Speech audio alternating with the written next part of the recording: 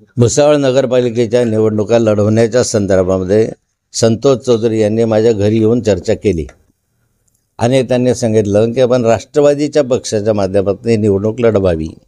ज्यावेळेस राष्ट्रवादी पक्षाच्या माध्यमातून ही निवडणूक लढवली जाते त्यावेळेस संतोष चौधरी आणि मी दोघे राष्ट्रवादी काँग्रेसचे कार्यकर्ते असल्यामुळे स्वाभाविकता एकमेकांशी चर्चा करून निर्णय व्हावा हे अपेक्षित असतं. एक आक्षेप किंवा एक चर्चा समाजामध्ये बघायला मिळते की संजय सावकार यांनी भुसावळचा मतदारसंघ राखीव करून घेतला आहे. तुम्हाला काय सांगायचं या सगळ्या? मी याच्यावर भाष्य करणं टाळेल ते यासाठी की हे निवडणुकीचे विषय आहे, परंतु समाजामध्येच नाही तर संपूर्ण जळगाव जिल्ह्यामध्ये ही चर्चा आहे की सावकर यांनी आपली ही जागा जी आहे ती आपल्या पत्नीसाठी रिझर्वेशन करून आणली. पण असं होऊ शकतं? काय या जगात काही होऊ शकतं, इथं काय नाही होत.